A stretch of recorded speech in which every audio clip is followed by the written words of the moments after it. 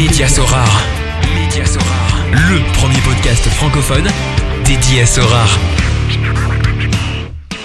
Salut, c'est Mehdi, Magic Mehdi sur Sorare. Je vous souhaite la bienvenue dans cette nouvelle édition, la 8e déjà du podcast Médias-Sorare. Comme à chaque fois, on va évidemment parler de l'écosystème Sorare avec un invité qui nous partagera son parcours, sa stratégie, ses passions, son sujet de prédilection. Il nous racontera également ses temps forts et moins forts et répondra avec moi à quelques-unes des questions posées sur le fil Twitter de Médias-Sorare. Et comme d'habitude, j'analyserai également une galerie d'un auditeur. Alors, lors de la précédente édition, j'ai pu accueillir Jean-Louis, JL, alias Banzai, qui fait partie du top 30 des plus belles galeries Sorare et qui est venu parler de son aventure en tant que early adopter. Il nous a dévoilé ce que la team Sorare a proposé pendant la période de confinement où il n'y avait pas de match, de ses objectifs en D1 comme outsider et de son approche en tant que joueur de poker professionnel. Et aujourd'hui, j'ai le plaisir d'accueillir Tom, alias Fuzio, figure connue dans la communauté Sorare en tant que créateur de contenu dédié à ce jeu. Salut Tom. Salut Mehdi, bonjour à toi. Bah écoute, merci d'avoir répondu à mon invitation pour ce 8e épisode du podcast. Si tu avais écouté les deux derniers, j'ai eu Maxime de Sorare Data et Jean-Louis alias Banzai, donc il fait partie du top 30 et je continue mon tour avec une figure assez connue parce que j'ai regardé ton compte Twitter, ta page YouTube, tu as quand même énormément de followers et donc je suis vraiment content que tu sois là avec moi pour entamer une chouette discussion, une chouette émission autour de ton aventure. Alors énormément de followers, je sais pas, mais en tout cas, c'est vrai que j'ai commencé à construire une petite communauté là ces deux dernières années. Évidemment, c'est un plaisir du coup d'être avec toi et puis de succéder à des beaux noms de la commu Sorare. Ouais, t'es quand même modeste parce que j'ai vu que sur Twitter quand même tu dépasses 10 000, sur YouTube t'as 6 000 abonnés si je me trompe pas, donc c'est quand même pas mal pour l'écosystème Sorare. Il faut pas oublier que c'est encore un projet évidemment qui prend de plus en plus d'ampleur, mais d'avoir une telle communauté uniquement dans l'univers Sorare, c'est quand même très très bien. Écoute Tom, présente-toi, tout le monde ne te connaît pas, donc vas-y, c'est à toi. Et du coup, moi c'est Tom, aussi connu sous le nom de Fuzio, du coup, donc créateur de contenu depuis maintenant 2 ans. Donc là, tu vois, tu parlais de la plus grosse communauté entre guillemets sur Sorare. C'est pas totalement le cas parce que j'ai quand même eu pas mal d'abonnés que j'ai récupéré entre guillemets, que des personnes qui me suivent depuis FIFA en fait, et qui ensuite m'ont suivi sur cette trajectoire Sorare. Donc là, ça fait depuis début novembre que je suis vraiment à 100% sur Sorare. Donc il y a eu une période de transition, à peu près, moi j'ai commencé du coup en avril, il y a eu une période de transition jusqu'à ce moment où je me suis mis à 100% sur Sorare, mais voilà, il y a un peu des deux quand même qui me suivent dans mon aventure. Et c'est-à-dire, qu'est-ce que tu faisais par rapport à FIFA ? Créateur de contenu, et c'était quoi exactement ? Tu parles du jeu FIFA ? Ouais, je parle du jeu FIFA, donc je jouais au mode FIFA Ultimate Team.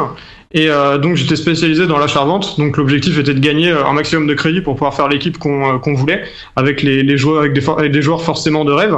Et donc je faisais ça, donc je faisais pas mal d'achats-vente là-dessus. Et ensuite voilà, j'ai découvert Sorare un peu plus tard. Ok, écoute, c'est très très intéressant parce que quand je pensais FIFA, c'était plus au niveau du jeu, mais là c'est le fut en fait. Écoute, je suis très content que tu abordes ce sujet-là, je m'attendais pas. Qu'est-ce qui t'a poussé toi de passer de FUT à Sorare, ou bien est-ce que tu es toujours sur les deux ? Alors non, je suis plus sur les deux à l'heure actuelle. En fait, Sorare, j'ai découvert ça via un live dans un premier temps, parce que j'étais en live, comme je le fais à l'heure actuelle sur Sorare, sauf que j'étais sur FIFA. Et c'était peut-être fin 2020, mais on me l'avait pas vraiment bien vendu. Vraiment, on m'avait juste parlé de cet aspect parrainage, gagner une carte gratuite, etc. Donc j'étais juste totalement passé à côté. Et ensuite, c'est toujours au travers de cet écosystème FIFA où j'ai découvert que Fields jouait à Sorare, qui commençait à faire ses gammes, parce que lui aussi vient de l'univers FIFA. Et donc c'est à ce moment-là où j'ai découvert ça. Je l'ai découvert en mars, il me semble, et puis j'ai enchaîné dans la foulée. Ok, et pourquoi ? Qu'est-ce que t'as trouvé de plus chez Sorare que tu ne trouvais pas dans FUT ? Disons que dans FUT, je passais énormément de temps dans les menus. Alors je jouais quand même pour profiter de mes joueurs, etc. Mais je passais beaucoup de temps dans les menus. Moi, ce qui me faisait kiffer, c'était vraiment d'accumuler les crédits, etc.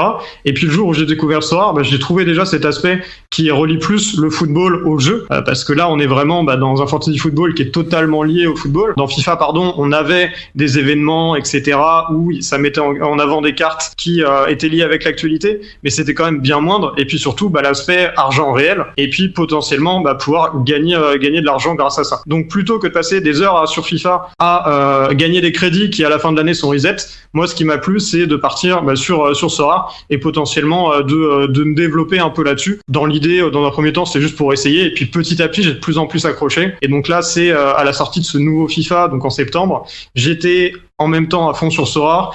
Et dans ma tête, j'arrivais plus à avoir la même motivation que je pouvais avoir avant, à faire des live FIFA, à faire de l'achat-vente dessus, parce que je me disais, mais en fait, je pourrais être en train de faire ça sur Sorare et réussir à avoir une rémunération en plus, quoi. Tandis que dans FUT, comme tu dis, c'était des crédits, et puis quand tu parles de reset, je connais pas du tout, donc je présume que tout le monde ne le connaît pas auprès des éditeurs.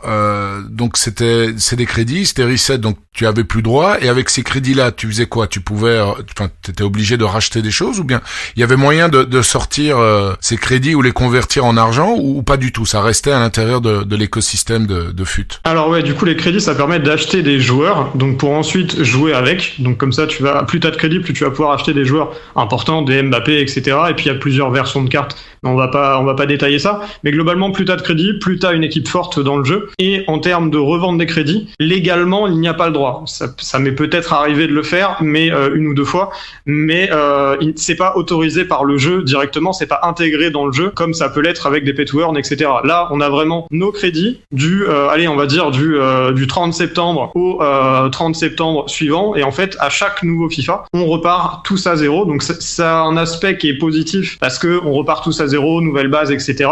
Mais par contre, tous ceux qui mettent, 100, 1000 ou 10 000 euros dans le jeu une année, c'est absolument pas pris en compte dans l'année d'après, quoi. Donc c'est vraiment ça le souci avec cette plateforme. Ah ouais, c'est complètement fou quand tu compares ça évidemment à Sorare, où tes cartes ont toujours cette utilité, où tu peux vendre, et puis les side games, vivement les jeux play to earn sur la blockchain, effectivement. Quand tu me dis que tu es depuis début novembre à 100% sur Sorare, c'est-à-dire que tu en vis également? Ouais, j'ai la chance de pouvoir en vivre. Alors à l'époque de FIFA, j'étais un peu en balbutiement, voilà, j'arrivais à tirer un peu de revenus, mais de quoi juste faire vivre ma société.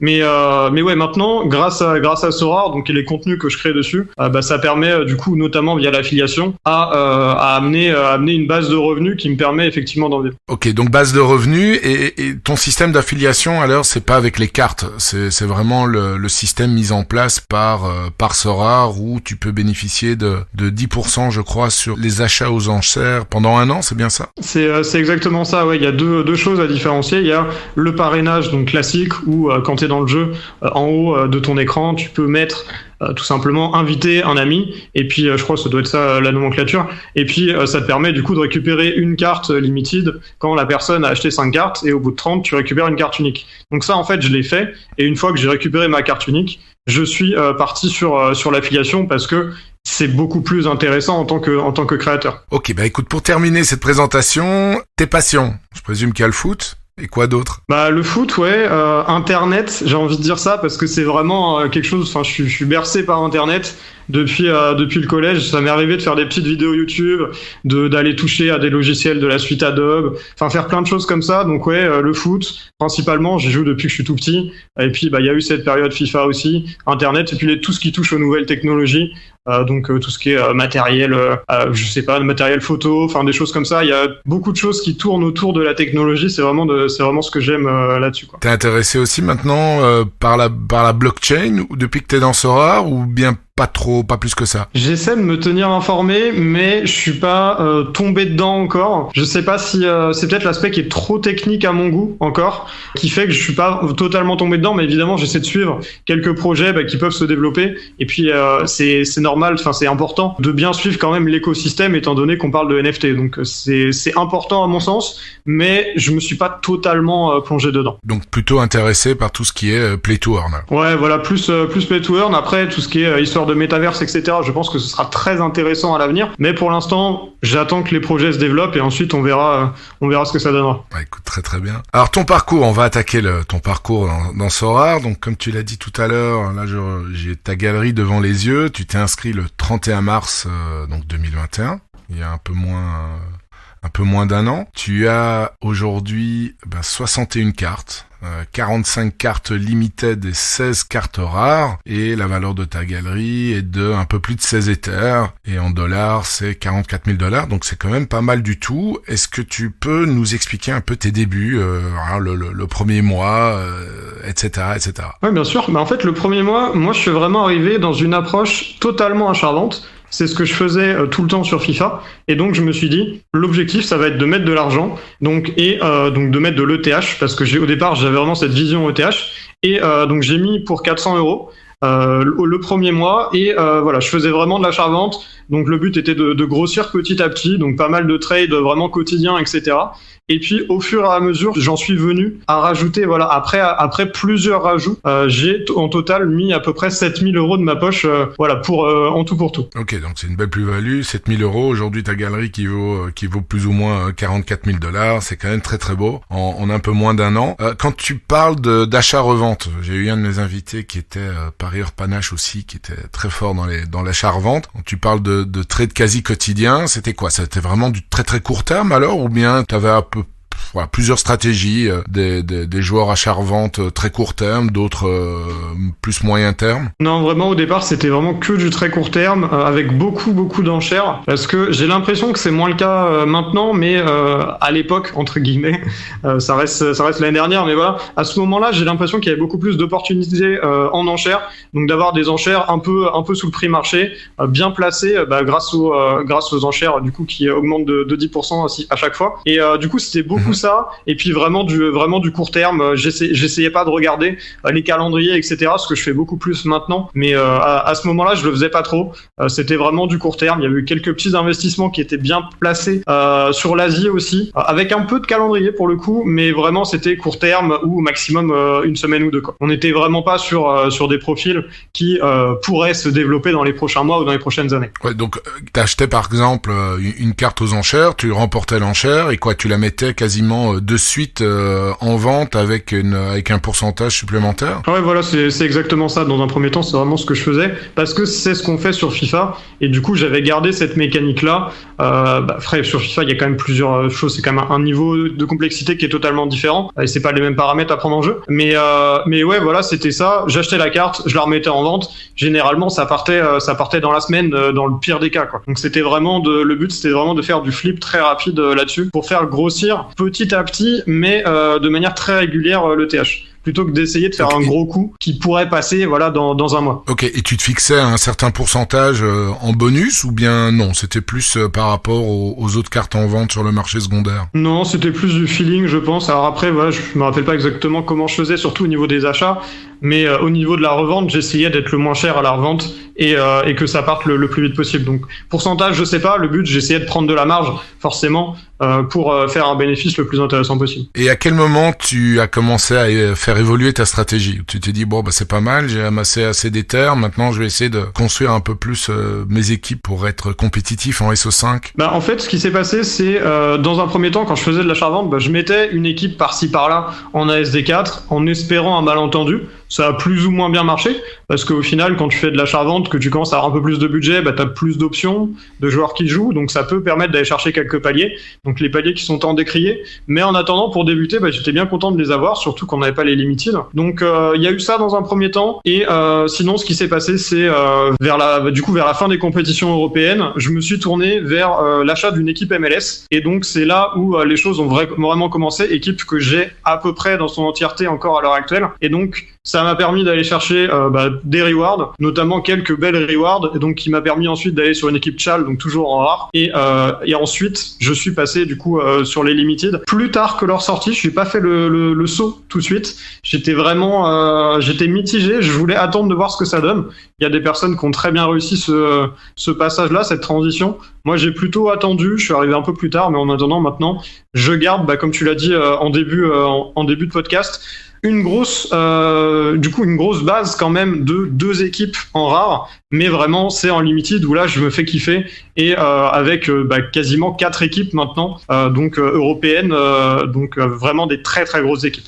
Ouais, je vois aussi, t'as quand même gagné 62 rewards, donc c'est quand même une belle moyenne par mois. Ton pourcentage de line-up, de reward winning line-ups, donc le nombre de line-up finalement qui t'ont rapporté un reward, c'était à 37%, ce qui est quand même vraiment très très bien. C'est vrai que tes cartes limited aident pour atteindre justement ce chiffre très élevé. Et tes objectifs actuels, c'est mon avis, est de continuer à être super compétitif, mais comment est-ce que tu penses évoluer dans le jeu dans les semaines et les mois à venir? Ouais, là à l'heure actuelle, mon objectif est vraiment de me concentrer en limited sur 4 divisions, donc AS, U23, Chal et Champ. Là, l'objectif est clair, c'est vraiment d'avoir les top scorers pour avoir des équipes qui peuvent aller chercher des podiums chaque semaine quasiment dans ces 4 divisions-là. Et donc ça, c'est un truc clair. J'ai pas envie, au final, de partir en America et en Asia. Peut-être que je fais une erreur, mais pour la limited, j'ai pas trop envie de m'y préoccuper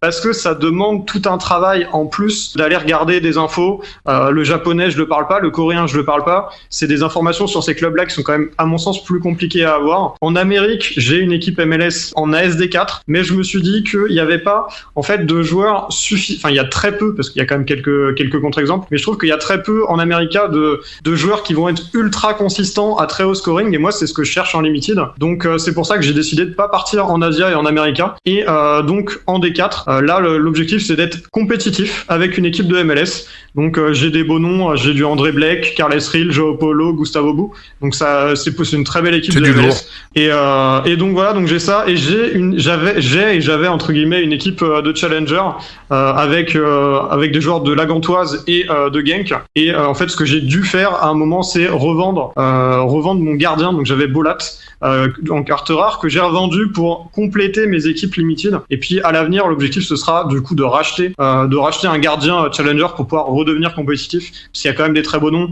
Il y a du Juniaito, il y a du Bongonda. Donc quand ça performe, ça peut vraiment être très intéressant. Tout à fait. Surtout que Genk revient bien. Ils ont une attaque de feu. Écoute, c'est très clair. Ta stratégie, elle est bien dessinée. Ensuite, dans le futur, donc continue à être compétitif, rare challenger. Est-ce que t'as d'autres objectifs également en vue de l'évolution que prend Sorare dernièrement avec l'onboarding de Serena Williams par exemple? Ouais, tout à fait. Donc il y a cet aspect football forcément où l'objectif sera de continuer à grossir en rare. Parce que je pense que limited, j'atteins mes limites. Hein. C'est compliqué d'acheter des joueurs meilleurs que ceux que j'ai à l'heure actuelle. Il me reste quelques achats à faire, mais ça reste très limité. Et donc ouais, évidemment, moi j'ai hâte qu'il y ait d'autres sports qui sortent sur Sorare. On a vu l'arrivée de Serena Williams qui laisse présager l'arrivée du tennis à un moment ou à un autre. Ça parle de sortir 2 sports américains d'ici la fin de l'année 2022. Donc potentiellement le basket soit sinon la NFL. Voilà, il y a peut-être des choses comme ça. Moi personnellement, les sports qui m'intéresseront vraiment, ce serait le tennis, le basket et la Formule 1. La Formule 1, je sais pas si ça arrivera un jour, mais on sait jamais. Il y a du fantasy un peu sur la Formule 1, donc on sait jamais.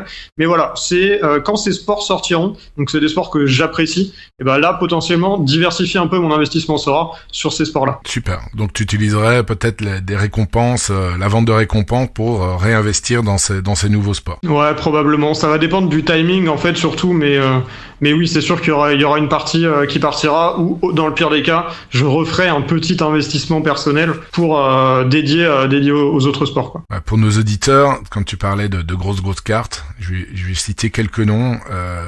Dans tes gardiens, tu as Donnarumma, tu as Courtois, Everson, Bailo, Costa. Ce qui me fait plaisir, c'est que je vois aussi que tu as pris toutes les doublures en gardien et c'est un très très bon conseil à donner à tous nos managers. En défense, tu as Timber, tu as Blint, Militao, c'est très très costaud. Milieu de terrain, Kroos, Kimmich. Ouais, on va arrêter là. On peut continuer avec Sousa, Vitinha, Tsobolan, Wirtz, Mogotamoa, Morioka, d'autres très très jeunes. Et puis en attaque, là, c'est difficile de faire mieux. Mbappé, Haaland, Tadic, Gakpo, Vinicius Junior. T'es plus qu'armé là pour effectivement taper très régulièrement dans les T1 et les stars à chaque Game Week dans ces 4 équipes. Bien joué. Ouais. Il va falloir que maintenant ça s'aligne parce que j'ai la qualité et chose à savoir sur moi, c'est que malgré toute cette qualité unlimited, je n'ai jamais fait de podium. J'ai fait une fois une 4e place en America D5 et sinon je dois avoir une 4e et 5e place en D4 sur de l'AS et de l'America aussi. Mais j'ai jamais eu ce plaisir-là d'avoir le TH du podium et j'espère pouvoir grimper sur le podium le plus vite possible en tout cas. Ouais, normalement ça devrait arriver. Après, c'est vrai que il faut toujours un petit brin de chance, hein. Ça, c'est c'est évident, hein. Ça fait partie du jeu et c'est ça aussi qui rend les jeux excitants et qui nous fait vibrer aussi. C'est pas parce que t'as les meilleurs que ça va forcément faire banco à chaque fois. Comme c'est pas dit non plus qu'avec 5 joueurs moyens, qu'il n'y ait pas un alignement de planètes, même une fois par an, t'es super content et de taper très très lourd. Donc, mais c'est vrai que là, tu as mis toutes les chances de ton côté pour performer quasiment à toutes les Game Week. Enfin, je dirais même à toutes les Game Week parce que t'as quand même pas mal de joueurs aussi qui jouent la Coupe d'Europe, donc tu peux les aligner tous les 3 jours normalement. Ouais, il y a cet aspect-là, il y a cet aspect Coupe d'Europe, il y a aussi cet aspect international avec Ligue des Nations, qualif Coupe du Monde et maintenant Coupe du Monde, parce que j'ai déjà ça en tête et le but c'est vraiment d'avoir systématiquement au moins une AS et une U23 quand c'est possible, mais donc le plus souvent possible, quoi. Ouais, tout à fait. Écoute, c'est super bien construit. On va aborder ton sujet de prédilection qui est la création de contenu. Alors si je me trompe pas, tu as une chaîne Twitch, tu as une chaîne YouTube également, tu es actif sur Twitter. Est-ce qu'il y a encore d'autres réseaux que tu utilises pour faire connaître tes créations, tes contenus? À l'heure actuelle, non, je n'utilise pas d'autres réseaux. J'y réfléchis un peu, notamment si je pense à plus m'orienter football que Sorare pur.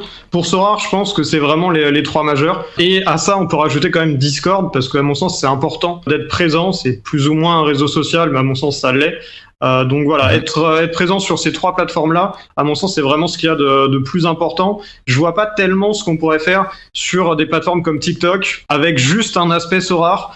Voilà, moi j'ai un peu de mal à voir ça. Instagram, j'avais essayé un peu sur FIFA, mais je vois pas totalement l'intérêt, pareil, avec juste un aspect Sorare, d'avoir cette plateforme en plus. Donc peut-être que s'il y a un aspect plus football généraliste, ça peut avoir de l'intérêt, mais en tout cas, là, pour l'instant, avec Sorare uniquement, je pense que c'est vraiment très bien de se concentrer sur des lives très réguliers, sur Twitch, de faire pas mal de tweets, de suivre l'actualité, etc., d'échanger, c'est le but de Twitter. Et puis quelques vidéos YouTube. J'essaie d'avoir un rythme d'à peu près une vidéo par semaine. Je le tiens plus ou moins, mais je sais que c'est important, notamment pour les gens qui débutent, parce que les gens qui débutent, ils vont vraiment avoir besoin d'avoir un maximum d'informations le plus rapidement possible. Donc ça, c'est vraiment ce que j'essaie de faire sur ma chaîne YouTube, c'est de donner toutes les clés aux nouveaux joueurs pour qu'ils puissent faire le moins d'erreurs possible en commençant Sorare. Et quelle est la fréquence de publication, par exemple, de ta chaîne YouTube? Là, ma chaîne YouTube, c'est toutes les 1 à 2 semaines. Dans ces eaux-là, ça va dépendre. Mais voilà, des vraies vidéos, ça doit être 1 à 2 semaines. Après, peut-être que je me motiverai un jour à vraiment passer la seconde, mais voilà, YouTube, c'est moins mon format. Moi, je me sens plus streamer quand même. Je suis beaucoup plus à l'aise quand on fait des formats live que tout seul devant ma caméra à essayer de m'enregistrer, à m'y reprendre pas mal de fois pour vouloir vraiment dire exactement ce que je veux pour que ce soit le plus condensé et essayer de rendre ça dynamique, etc. C'est quand même plus compliqué. Moi, j'aime bien être posé, tranquille et avoir ma petite discussion avec le chat sur Twitch. Ouais, t'es plus quelqu'un du live et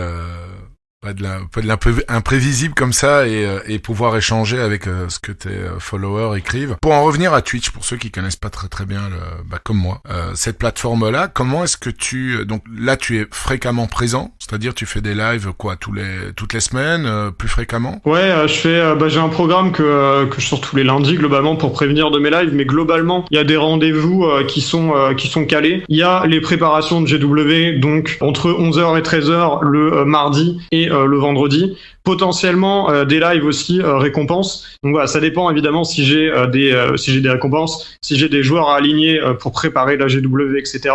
Globalement, j'ai au moins un live le mardi après-midi où j'ouvre mes récompenses du week-end et un autre le vendredi matin où je prépare ces équipes-là. Et en plus de ça, j'ai des lives du coup tous les dimanches après-midi. En fait, ce que je fais, c'est que c'est donc à 16h, je me pose devant des matchs, on parle de nos GW, des résultats du week-end, etc. Vraiment en mode chill. Et ce que j'ai essayé de faire aussi, c'est de tous les jeudis soirs, donc tous les jeudis à 20h, d'avoir un rendez-vous hebdomadaire où je suis plus en mode émission, on va dire. Donc pour l'instant, je tourne sur 2 programmes. Un programme analyse de galerie où je fais vraiment une énorme analyse de galerie d'une personne, donc que je prépare à l'avance pour vraiment pouvoir la conseiller au mieux. Et puis après, j'en prends quelques-unes dans le chat. Et j'alterne aussi avec l'interview Sorare, donc où j'essaie, comme un peu vous faites à Média Sorare, donc d'interviewer des personnes qui sont dans l'écosystème de Sorare. Et puis voilà, avoir un peu des infos qu'on n'a pas forcément. J'essaie vraiment d'aller de remonter un peu le parcours de la personne, de m'appuyer là-dessus. Et puis en théorie, les gens ont des choses très intéressantes à dire sur Sorare. Ouais, c'est super d'avoir des interactions comme ça. Et c'est vrai, comme tu dis, il y a pas mal de projets là qui fleurissent à gauche, à droite. Enfin, c'est même pas mal. Je dis, c'est encore un euphémisme. Il y en a vraiment, vraiment beaucoup. Ça donne, Sorare donne des ailes, on va dire ça comme ça, à pas mal de personnes qui se décident de se lancer dans des projets un peu médias, que ça soit les chaînes Twitch, YouTube. Il y a aussi d'autres plateformes, comme moi maintenant avec le podcast, alors que jamais de la vie je pensais que j'allais faire un podcast. Donc c'est vraiment bien. Et ce qui est chouette aussi, certainement, c'est cette interaction que tu as certainement pendant tes lives. L'analyse de galerie, c'est aussi un de mes dadas. Comment est-ce que ça fonctionne quand tu prépares par exemple une analyse? Est-ce que tu dis que tu préparais à l'avance, c'est-à-dire que tu envoies un questionnaire, ou bien non, la personne te donne son nom, tu sélectionnes, tu regardes sa galerie et puis tu la décortiques et tu donnes des conseils dans la foulée? Ce que je fais en général, c'est que je mets un tweet pour annoncer que je vais faire ça, en disant si vous avez une galerie entre tant et tant de TH, n'hésitez pas à la mettre en réponse au tweet. Et ensuite je regarde un peu moi à peu près ce que je peux dire, parce que parfois j'essaie, avant même de contacter la personne, de me dire bon, alors qu'est-ce que je vais pouvoir dire si je vois qu'il y a vraiment beaucoup de défauts ou pas. Il y a des galeries parfois qu'on me dit analyse ma galerie, c'est plutôt correct, il n'y a pas énormément de choses à dire. Donc pour une analyse plutôt poussée, je vais préférer une galerie où il y a des problèmes entre guillemets,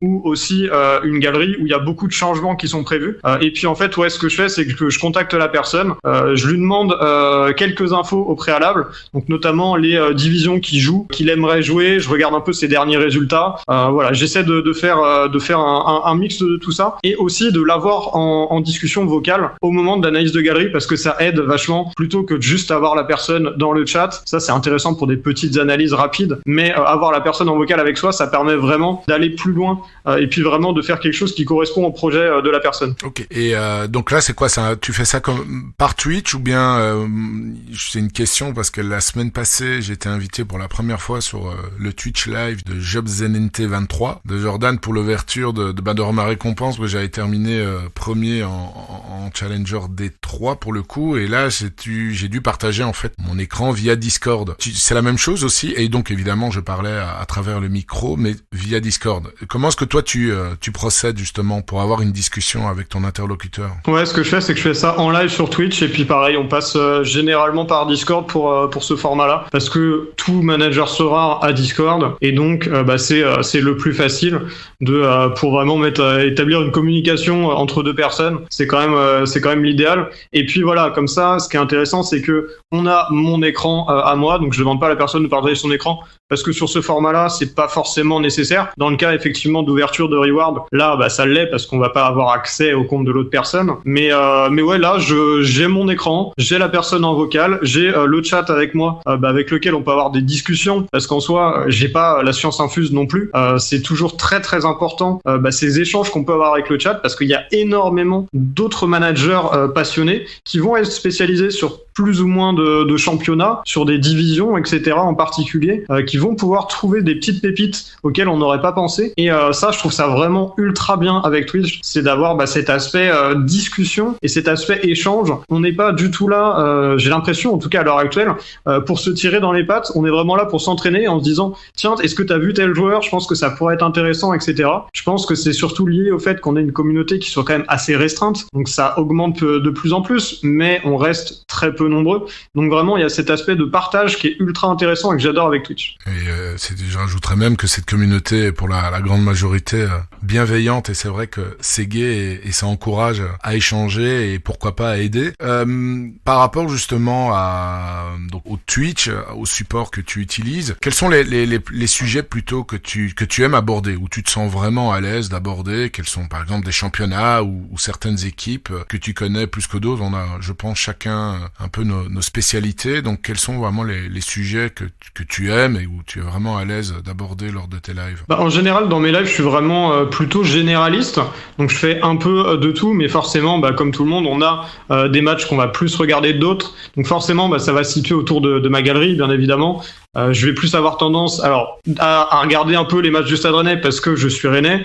Sinon, au niveau de Sorare, forcément, je vais regarder pas mal de matchs du Bayer Leverkusen, notamment pour suivre Florian Wirtz.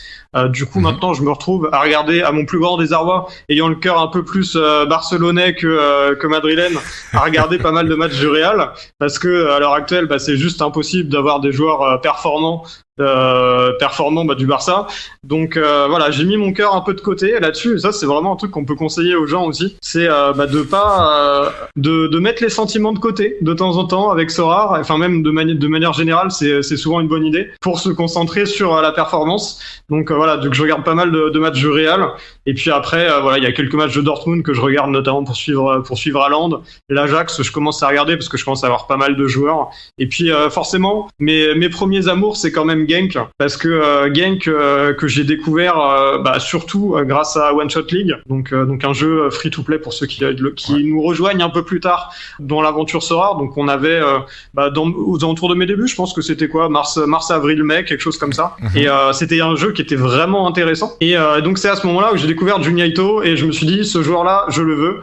Et maintenant, je le possède en rare. Et vraiment, Genk, j'adore. Alors, c'était très compliqué le début de saison, mais là, je suis content de les voir revenir. Ouais, depuis le changement de coach, ça va un peu mieux. Et je suis d'accord avec toi pour Junyito. Et One Shot League, ouais, c'était Ubisoft, je pense, qui avait produit le jeu, et c'était Professor Takers qui avait gagné cette ligue et qui avait gagné l'unique, si je me rappelle bien, de Rozovski, joueur de Genk justement. Très très bien.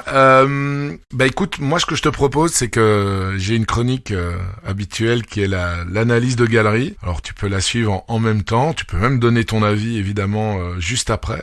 J'essaye, donc je le mets à chaque fois sur Twitter, et il y a quand même pas mal de managers qui mettent leur nom de manager pour justement que j'aborde cette galerie. Et là cette fois-ci, le tirage au sort a fait que c'est Lazare VP, donc Lazar VP, qui a gagné le tirage au sort, si tu veux. Il s'est inscrit le 14 mai 2021. Il a une galerie qui vaut aujourd'hui 9,73 Ethers ou $25,000 plus ou moins, donc au 3 février 2022. Il a 25 cartes seulement, il a une SR et 24 cartes rares. Alors je vais vite décrire sa galerie avec les joueurs assez importants. Donc il a 3 gardiens dont 2 titulaires. Il a le jeune Slonina, le jeune gardien de 17 ans de Chicago, et Ricardo qui est le gardien de Ceará au Brésil. Il a 7 défenseurs dont plusieurs titulaires, dont Boskagli au PSV, Christensen de Salzbourg, Agbadou, Eupen, Ongene, Salzbourg, Miles Robinson d'Atlanta. Il a 9 milieux, donc plusieurs titulaires aussi, comme Pallavicino de River Plate, le jeune Zakarian du Dynamo, Elmas, la 1/100 d'ailleurs, de Naples, Aronson de Salzbourg de nouveau, et plusieurs joueurs de Vérone. Donc il a acheté un bundle de Vérone avec la SR de Lazovic. Et au niveau des attaquants, il en a 6. Il a Haller,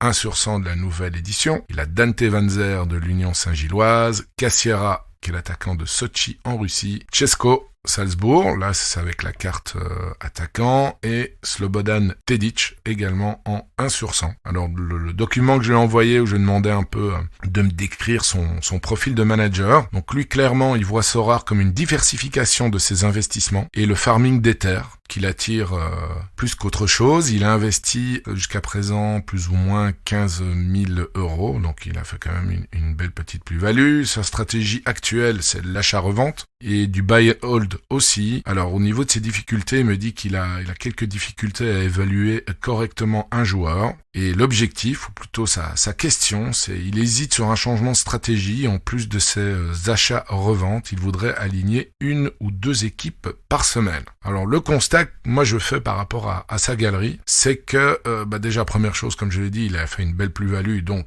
sa stratégie a fonctionné. Il a gagné 2 rewards depuis le début, qui sont Miles Robinson et Agbadou donc de Penn. Il a 13 U23. Ça représente plus ou moins 50% de sa galerie, et sur ces 13 U23, il y en a quand même une petite dizaine qui jouent régulièrement et qui scorent même pas mal. Comme il me l'a fait remarquer dans le questionnaire que je lui ai envoyé, il y a en effet un peu de tout dans sa galerie. Il y a des titulaires dont certains très gros scoreurs comme Boscagli, Pallavicino, Haller et même Christensen qui score vraiment pas mal aussi, assez régulièrement décisif avec Salzbourg. Il a donc de quoi aligner une belle équipe composée d'un de ses gardiens, Boscagli, Pallavicino, Haller, et en extra, il a le choix entre Christensen, Zakarian, Vanzer. Ça, c'est un premier constat que je fais. Le souci, c'est que ces joueurs sont issus de championnats vraiment dispersés en Europe et en Amérique, avec des dates donc très différentes, des calendriers très différents, et ça, pour moi, c'est un problème quand on veut aligner une équipe assez régulièrement. Il a plusieurs jeunes joueurs à potentiel qui désirent garder. Alors il y a l'aspect aussi 1 sur 100 pour le moment. Il n'y a pas tellement quelques managers qui en tiennent compte, qui sont là plus pour l'aspect collectible, parce que je pense moi aussi que c'est quelque chose qui viendra avec le temps. Et donc par rapport à ces constats, j'ai plusieurs conseils. Donc le premier conseil, concernant sa difficulté à bien évaluer un joueur, c'est important de prendre son temps pour bien analyser. Et un outil fantastique qu'on ne cessera jamais de répéter, qui est Sorare Data, qui permet d'observer la courbe des prix, que ça soit en Ether, pour ceux qui ont l'habitude de regarder les prix en Ether, on va pas revenir sur ce débat-là, mais également en euros, et le prix des joueurs aussi, avec des performances équivalentes. Donc ça, sur Sorare Data, c'est vrai que c'est gai. Quand on clique sur un joueur, on a aussi la possibilité de regarder des joueurs aux performances plus ou moins équivalentes, et on se n'est parfois étonné des différences de prix. Et au-delà de tout ça, il faudra aussi un brin de chance aussi. Ça arrive d'acheter un joueur potentiel, il se blesse juste après, ou bien on en vend un avec une belle plus-value, et puis il fait 2 matchs monstrueux juste derrière et son prix s'envole aussi. Donc il faut essayer, dans la mesure de possible, de se fixer un objectif avec un joueur pour de l'achat-revente. Compte tenu du socle qu'il a avec des joueurs performants, il pourrait, pour moi, aligner une belle équipe U23. Vraiment. Donc il a Slonina, il a Boscagli, il a Zakarian, il a Vanzer, et en extra, il pourrait mettre Christensen, Robinson, Aronson. C'est vraiment, vraiment pas mal. Le souci, c'est qu'il a plusieurs joueurs, par exemple, de Salzbourg, mais l'Autriche débute fin juillet son championnat jusque mi-décembre, et puis ensuite il y a 2 mois de trêve pour reprendre seulement mi-février, et c'est exactement la même chose pour la Russie. La MLS de son côté va reprendre exceptionnellement fin février cette année, parce qu'il y aura la Coupe du Monde en fin d'année, et donc il pourra utiliser Slonina comme gardien dès la fin de février, donc d'aligner une équipe U23, parce que l'Autriche jouera également, mais son autre gardien qui joue à Ceará, là, au Brésil, ne pourra être utilisé qu'à partir de fin avril. Et ça, pour moi, c'est un souci, parce que on a des joueurs. Quand je regarde, il a par exemple Haller, qui est quand même un gros scoreur, et c'est dommage pour le moment de pas pouvoir l'utiliser. Alors quand le championnat argentin va recommencer, ça sera pour bientôt, il pourra mettre Pallavicino, Haller, qui sont 2 gros scoreurs, mais en attendant que le championnat du Brésil débute, il sera obligé de les mettre avec un gardien common. Alors, il pourra viser les paliers, mais quand on a 2 joueurs comme ça, avec un gardien qui joue, et puis il a quand même des bons petits joueurs en extra, il pourrait viser des rewards de temps en temps. Là, il faudra vraiment compter sur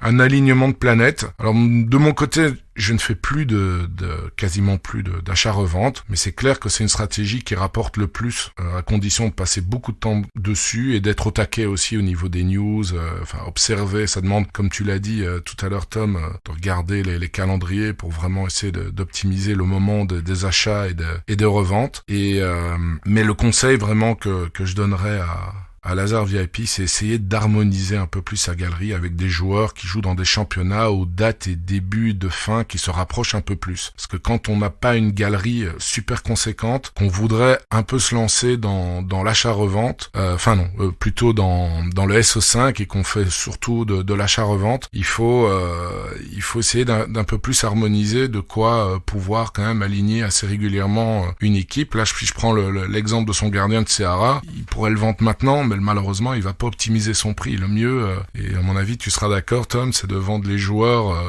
quand le championnat reprend, comme ces joueurs de Salzbourg. S'il veut les vendre, il pourrait toujours les vendre, mais il faut attendre que le championnat reprend, parce que si c'est pendant en plein milieu de la trêve ou même 3-4 semaines, les managers qui veulent renforcer des équipes en général se focalisent sur des joueurs en activité. En tout cas, c'est là où on peut obtenir le meilleur prix. Et voilà, la conclusion, sa stratégie d'achat-revente a vraiment pas mal fonctionné puisqu'il a une belle plus-value virtuelle avec son budget. Mais quand on n'a pas énormément de cartes, c'est compliqué de faire et du SO5 et de l'achat-revente, qui plus est en rare, parce qu'il est pas en limited, il est en rare. Et donc c'est important de ne pas rajouter une difficulté supplémentaire en se dispersant dans plusieurs championnats, plusieurs continents. Tom, je sais pas si tu as suivi. Ouais, je suis totalement d'accord avec tout ce que tu as dit là-dessus. Moi, ce que je noterais peut-être, c'est qu'il n'y a pas assez de démarcation entre au niveau de la stratégie. Je trouve qu'il y a vraiment c'est un peu mixé entre achat-revente et SO5. Il y a des très très bons prospects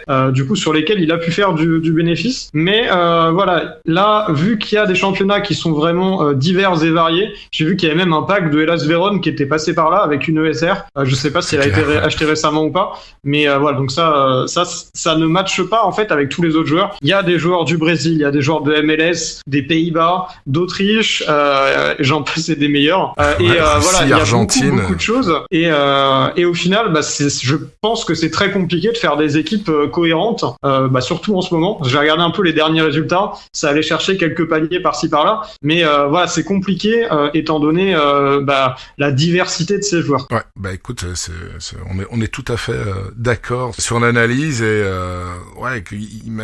j'ai regardé le bundle Vérone, je crois qu'il a acheté au mois de novembre ou décembre, et puis et le gardien brésilien, il l'a acheté il y a pas si longtemps, et ça pour moi c'était il aurait dû prendre un gardien qui aurait commencé beaucoup plus vite, parce il est pour le coup, il est un peu bloqué, même pour la revente aussi, parce que début février, championnat qui commence fin avril, il y a 2 mois encore des dates d'attente. Mais c'est pour ça aussi qu'il demandait qu'on analyse sa galerie, et c'est vrai que c'est le genre de galerie, moi de temps en temps, que je retrouve, et avec des managers qui veulent un peu se lancer dans plusieurs stratégies différentes, et vraiment c'est possible de le faire si on passe énormément de temps dessus et si on a vraiment une grosse galerie. Là pour le coup, il faut essayer d'harmoniser tout simplement et avoir une ligne de conduite et moins partir dans tous les sens. Merci Tom de ta participation à cette analyse. On va terminer par un questionnaire rapide avec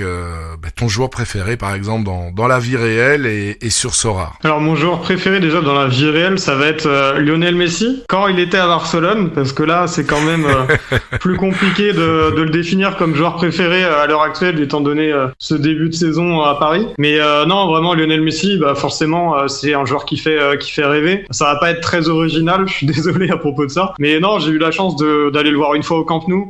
C'était vraiment un super souvenir, notamment c'était quand j'étais jeune en plus, donc forcément il y a cet aspect nostalgie là. Vraiment là-dessus, forcément il fait rêver. Il m'a fait rêver sur tous les points, que ce soit dans des grands matchs, que ce soit en championnat face au Real, l'Atlético, ou que ce soit en Ligue des Champions. Vraiment, forcément, c'est une référence. C'est vraiment un joueur qui est fascinant. Et sinon, au niveau de Sorare, alors c'est compliqué parce que j'ai quand même des joueurs d'une qualité extrême au niveau de ma galerie. Je dirais Carles Rill, qui m'a vraiment fait découvrir et apprécier la MLS. Et sinon, je pourrais aussi dire Juninho, parce que c'est vrai, je viens d'y repenser. Mais ce Juninho, quand j'ai découvert Owen Shot League et ce qu'il faisait dans le championnat belge, c'était vraiment une très très belle surprise. Et puis là, je me suis retrouvé à le regarder il y a encore quelques jours avec le Japon et puis le voir être très décisif. Donc vraiment, c'est deux joueurs que j'apprécie beaucoup. Ouais. Ah pour Messi, moi je te rejoins parfaitement. C'est aussi mon joueur préféré quand il était à Barcelone. Je suis aussi pour le Barça et je suis tout à fait d'accord que le Barça cette année, c'est compliqué, mais quand on plonge financièrement un club, c'est compliqué de se relever directement. Et j'ai aussi eu la chance d'aller le voir une fois avec mon fils. Le premier quand il était plus petit et puis le deuxième. Et chaque fois il a été décisif, extraordinaire. Un magicien ce Messi. Et pour Carles Gil, c'est le joueur qui débarque en MLS. Le championnat lui va comme un gant. C'est une machine à faire des assists. Et écoute, il faudrait venir aussi un jour en Belgique pour voir un match de Genk. Parce que c'est vrai que t'as quand même quelques très très gros joueurs dans cette équipe entre Junya Ito, Nuachu, t'as une machine à but et à mon avis il va quand même se remettre dans le coup très prochainement. Bangonda, et puis en défense t'as aussi un Munoz qui est régulièrement décisif. Et il y a le petit Mike Trésor qui avait fait un début de saison complètement dingue. Là il est un peu, depuis quelques mois il est un peu sur le banc, mais un nom à retenir pour moi. Ton plus beau résultat? Mon plus beau résultat est pas si beau que ça, parce que ça va être une 5e place en ASD4. Il y a déjà quelques mois, mais techniquement j'avais une 4e place du coup en America D5, mais c'était sur une petite GW où l'objectif était clairement le podium. Et vraiment non, voilà, c'est pas fou, mais j'ai eu quelques beaux résultats comme ça. Donc ce qui m'avait amené ma plus belle récompense, qui était un Junya Ito rare. Donc Junya Ito que j'avais découvert sur One Shot League, que je m'étais dit je l'achèterai un jour. Et puis ce qui s'est passé, c'est qu'en fait je l'ai acheté et je crois que je l'ai gagné avec Junya Ito dans l'équipe. Donc j'étais un peu déçu au final de la reward, mais j'étais très en termes de prix, mais j'étais très content forcément parce que c'était Junya Ito pour le symbole, c'était vraiment cool. Ouais, mais 5e quand même, vu le nombre de milliers de line-up, un nombre qui ne cesse d'augmenter, terminer 5e, ça reste quand même une très très grosse performance. Bon, on a parlé du top, ton flop, c'est quoi? Le flop, j'y ai réfléchi un peu et j'ai eu du mal à trouver parce que j'ai pas eu l'impression d'avoir beaucoup de gros flops. Il y a une fois, ce qui s'est passé, c'était que je voulais acheter Diego Rubio, donc qui est un attaquant du coup de MLS. Donc au moment où je construisais mon équipe MLS, ce qui s'est passé, c'est que j'avais tenté, il était peut-être allé à 0,23. Là, je fais totalement de tête. Je tente une offre à 0,19 et en même temps, je me dis, il y a quand même très peu de probabilité que ça passe. J'en mets une autre sur un autre Diego Rubio. Ce qui s'est passé, c'est que j'ai eu les deux parce que les deux mecs ont accepté dans la même minute et donc je me suis retrouvé avec deux Diego Rubio et ce qui s'est passé, c'est qu'à un moment, il a totalement disparu de la circulation en plein milieu de saison de MLS, alors qu'il était totalement titulaire, décisif une fois de temps en temps. Il a totalement disparu, donc je me retrouvais avec deux Diego Rubio. J'en ai vendu un moment, j'en ai gardé un autre que j'ai revendu là très récemment. Mais voilà, il a disparu et au final, il est revenu quelques mois plus tard. J'ai jamais su pourquoi, mais voilà, je pense que ça doit être ce moment-là, parce que sinon, j'ai pas d'autres grosses blessures. J'ai un Carlos Vela qui s'était blessé, je l'ai acheté. 2 matchs après, il se blesse, il disparaît pendant 3 mois aussi. Mais je sais pas, j'ai pas l'impression d'avoir eu ce très gros coup de poing. Je touche du bois, mais j'ai pas encore eu de croisé. Donc en vrai, j'ai l'impression de m'en sortir. Ah bah écoute, pourvu que ça dure, comme on dit. Quand tu fais ta Game Week, donc je sais que tu prépares ça en live aussi, les onglets qui sont tout le temps ouverts. Alors je vais arrêter de laisser la porte ouverte parce que je sais qu'à chaque fois on va me dire sort hard data. C'est clair que celui qui fait ses Game Week sans sort hard data, il y a un problème. Donc à part sort hard data, quels sont les onglets que tu consultes, les sites ou les plateformes que tu consultes le plus? Bah ça va être beaucoup de Twitter quand même, parce que du coup j'ai une liste Twitter où je suis énormément de managers, énormément de comptes spécialisés sur certains championnats, etc. Donc Twitter d'un côté, toujours Discord d'ouvert. Dès que mon ordi est allumé, j'ai Discord d'ouvert. J'ai des discussions privées avec des amis, mais aussi du coup certains serveurs spécialisés dans Sora où je participe, ou en tout cas je regarde un peu ce qui se dit, parce que pour avoir des news, c'est quand même plutôt intéressant. Et SofaScore, parce que SofaScore, quand je construis mes line-up, j'ai toujours tendance à aller regarder quand est le match, les derniers matchs, etc. S'il y a eu des cartons, s'il y a eu des choses comme ça. Donc ouais, avoir tous les résultats à portée de main, toutes les stats à portée de main au niveau des rencontres, c'est assez intéressant. Et puis maintenant, j'ajouterais un petit dernier quand même, je viens d'y penser, mais c'est Sorare Club, parce que Sorare Club, ça permet de faciliter ce travail de veille quand même. Alors évidemment, ils peuvent passer à côté de choses, mais ça permet quand même de faire gagner pas mal de temps pour centraliser toute l'information. Pour vérifier les DNP. Ouais, c'est ça. Bah ouais, forcément, à chaque fois, je me retrouve à aller dessus en me disant, on sait jamais, ça me prend 5 minutes, et puis si ça peut permettre de sauver une équipe là-dessus, bah forcément, c'est intéressant. Et au final, moi, j'ai vraiment une tendance à prendre très peu de risques. Vraiment, à partir du moment où il y a un risque, je vais préférer l'éliminer, et plutôt que de risquer mon line-up, ça peut m'avoir joué des tours. Mais au final, je me retrouve avec quand même très peu de DNP parce que j'essaie d'être le maximum renseigné sur Sora, sur mes joueurs. Et donc, généralement, j'arrive plutôt à passer au travers des balles, même si, bien sûr, avec le Covid, il y a quand même des balles qu'on peut pas esquiver. Ouais, je suis tout à fait d'accord avec toi. Moi, c'est vraiment le conseil aussi que je donne et que j'applique aussi, c'est que s'il y a le moindre risque, je ne le prends pas. Parce que ça serait triste de bousiller une line-up en disant, tiens, est-ce qu'il va jouer, pas jouer, dès qu'il y a un doute, il y a pas de doute. J'écarte le doute et tant pis si le joueur joue tape 100 ou 90, tant mieux, mais au moins j'ai pas pris le risque d'avoir un DNP. Et c'est vrai que Twitter, je rebondis là-dessus, moi aussi je suis beaucoup là-dessus. Maintenant j'aime bien vérifier aussi toutes les infos moi-même parce que c'est vrai qu'il y a des infos qui peuvent passer à travers. J'ai un pote manager qui est absolument dingue de news, mais fou, il est full time là-dessus et il va te chercher absolument toutes les news à gauche à droite, que ça soit en Asie, en Corée, il arrive à absolument tout avoir. Lui, je pense que c'est une des seules personnes, il s'appelle Schlack, une des seules personnes avec vraiment qui je peux faire confiance les yeux fermés au niveau des DNP juste avant les Game Week, surtout l'heure avant, tu vois, avant la fin de la deadline, vers 11h, 10h30, 11h, où de temps en temps, t'as des conférences de presse et il faut être au courant de ce qui est dit, et puis avec le Covid, ça c'est parfois à 12h05, tu sais qu'un joueur a le Covid, c'est dommage, mais en même temps, tu peux pas y faire grand-chose, quoi. Ouais, c'est ça. Ça, c'est vraiment un truc qui est compliqué. Moi, j'ai quand même de la chance, c'est que toutes mes préparations de GW, je me retrouve en live. Et donc, forcément, si t'as 50, 100, 150 personnes qui te regardent et qui, eux aussi, suivent l'actualité, t'as quand même de grandes chances d'avoir l'info. Parce que si j'essaie de mettre un joueur il y a quelque chose qui s'est passé, ils vont me dire, fais attention là-dessus, vérifie peut-être, ou voilà, où il y a des infos que parfois j'aurais peut-être raté, et grâce à avoir cette communauté-là autour de moi, ça me permet quand même de limiter la casse. Dernière question.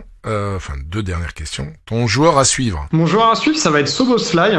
Donc Soboslai, qui est un jeune joueur hongrois qui joue au RB Leipzig et qui fait des scores stratosphériques quand il joue. Donc il a une carte de milieu. Il a un peu le même profil entre guillemets en termes de scoring Sora que Nkunku qui est au même club. Voilà, il est capable d'aller faire du 20-32 A et d'être décisif dans le même match. C'est un joueur qui va aussi tirer pas mal de coups de pied arrêtés. Donc moi vraiment c'est un joueur que j'ai acheté il y a quelques semaines. Je me suis dit je veux le garder parce que je me dis que le jour où il arrive à avoir sa place totalement dans l'effectif, là ça va être très intéressant en termes de prix et en termes de scoring parce que vraiment il pourra faire une très belle différence et il évolue quand même dans un bon club. Ouais, tout à fait, une pépite comme on dit. Écoute, on arrive, ça a vite défilé cette émission. On arrive à la fin. Si tu avais 3 conseils à donner à des managers, à nos auditeurs, lesquels sont-ils? Je dirais du coup toujours se concentrer sur la qualité plutôt que la quantité. Moi dans Sora c'est vraiment quelque chose, c'est mon maître mot. Tu vois, j'ai une galerie qui vaut à peu près 15 ETH, j'ai 60 cartes, je dis ça à peu près à vue de nez, mais voilà, j'ai très peu de joueurs mais les plus qualitatifs possibles. Alors moi je suis vraiment allé à l'extrême de cette philosophie, c'est pas forcément obligatoire, mais quand on fait ça, quand on achète ces joueurs, moi je préfère toujours avoir des joueurs qui sont bien ancrés, qui font des résultats, plutôt que d'avoir plein de joueurs qui font une fois de temps en temps de la perf. Et au moment de faire ces line-up aussi, j'ai vraiment cette tendance-là à essayer de faire les line-up les plus compétitifs, quitte à me passer de quelques joueurs ou même d'un line-up. Là, ce que je réfléchissais, par exemple pour ce week-end, c'est que j'ai fait des équipes ultra compétitives et j'ai remarqué un truc, c'est que je pourrais mettre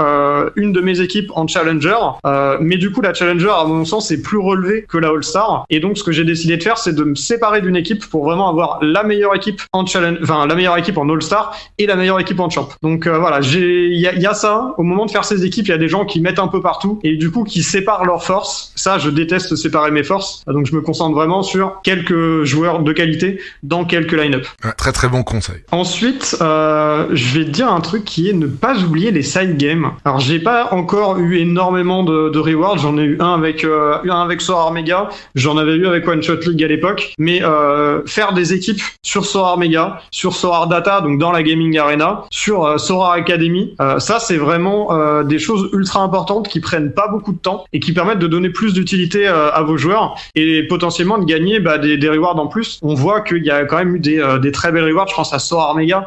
Parfois il y a des gardiens rares qui sont gagnés à 0.5 ETH. Enfin il y a vraiment des très belles cartes qui peuvent être gagnées. Et dans tous les cas c'est que du bonus. Donc ça, moi je trouve ça assez intéressant. T'as dit les 3? Il en reste un effectivement. Le dernier, je pourrais dire de bien regarder le calendrier. Moi, c'est vraiment quelque chose que j'ai tendance à faire, c'est d'essayer de me projeter sur les 2, 3, même 4 prochaines semaines pour vraiment savoir qui est-ce que je vais pouvoir jouer à quel moment, parce qu'on sait bien que y a beaucoup de managers qui s'y prennent au dernier moment et du coup qui se disent ah bah mince, là sur cette GW ils s'aperçoivent de ça le dimanche pour le mardi. Ah bah oui, effectivement il me manque un joueur, donc il se retrouve à panic buy un joueur à un prix qui est pas bon du tout. Donc moi j'aime bien anticiper comme ça. Maintenant j'ai quand même une galerie qui me permet de moins regarder, mais de manière générale j'avais vraiment cette tendance à regarder le calendrier, à me dire tiens sur cette GW je vais avoir besoin de tel joueur, donc je l'achète directement, il patiente 1 ou 2 semaines dans la galerie et au moins tu peux le ressortir au moment de la GW, ou après il y a cette option aussi de le vendre parce qu'il y a forcément un profit à faire dessus, mais voilà, souvent je faisais ça, j'achetais avant la GW, enfin bien avant la GW pour anticiper et donc avoir une équipe qui est plus compétitive et la payer moins cher. Ah bah écoute, tu as donné 3 excellents conseils et je te rejoins absolument sur les 3 et surtout le 3e est top, le premier est super top. Parce que c'est vrai que je retrouve aussi régulièrement auprès de managers qui composent leur équipe et qui veulent maximaliser pour eux le nombre d'équipes inscrites en disant je vais maximaliser les chances, et en fait non, il faut essayer d'aligner les plus belles équipes et puis tant pis s'il manque l'un ou l'autre joueur pour aligner la dernière équipe qu'on aurait voulu aligner, tant pis. De temps en temps je rigole avec des potes managers où on échange pas mal lors de la préparation Game Week et on s'envoie une capture d'écran des joueurs qu'on met en training. Et parfois, vraiment, on se dit, mais on est complètement fou de mettre ces gens en training, mais voilà, on essaye de privilégier, comme tu dis, la qualité et de mettre toutes ses chances de son côté pour essayer de prendre des rewards, tout simplement.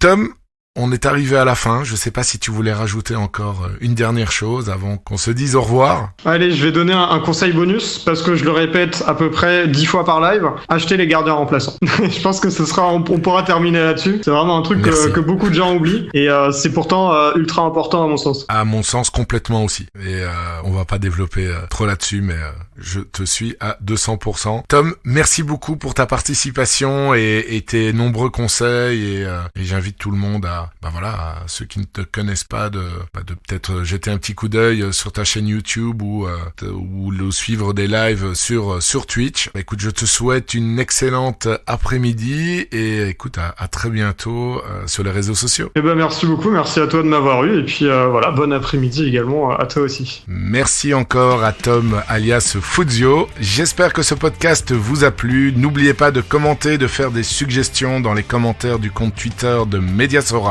ou en allant directement sur le site de mediasorar.com. D'ailleurs, je vous invite à aller le voir parce qu'il a complètement été remodelé. Et si vous désirez que j'analyse votre galerie comme sert de Lazare VP aujourd'hui, suivez le compte Twitter de Mediasorar. Il ne me reste plus qu'à vous souhaiter d'excellentes Game Week comme d'habitude et des jolis rewards. C'était Magic Mehdi de Mediasorar.com. Mediasorar, le premier podcast francophone dédié à Sorar.